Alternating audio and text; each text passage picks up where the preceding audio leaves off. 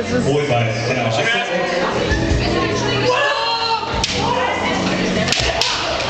Regel ist 3 Minuten die Kampfzeit, in der muss man versuchen, ja, 4 Minuten in der Weltmeisterschaft.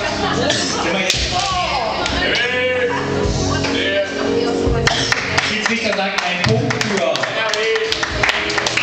Weiß. Er hat den Kopf getroffen.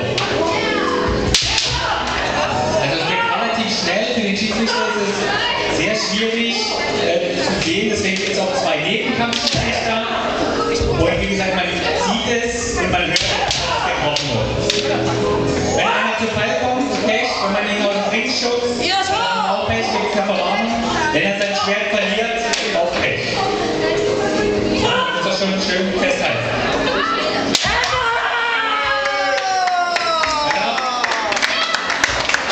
Schöner Punkt zum Kopf, machen wir weiter. Es ist natürlich jetzt auch so, der Georg, der hier steht, der ist Nationalmannschaft. Deutschland hat jetzt am Wochenende den 3. Platz der Deutschen Meisterschaft gemacht. Also Dresden ist ganz weit vorne, obwohl erst seit 10 Jahren in Dresden gibt Kendo.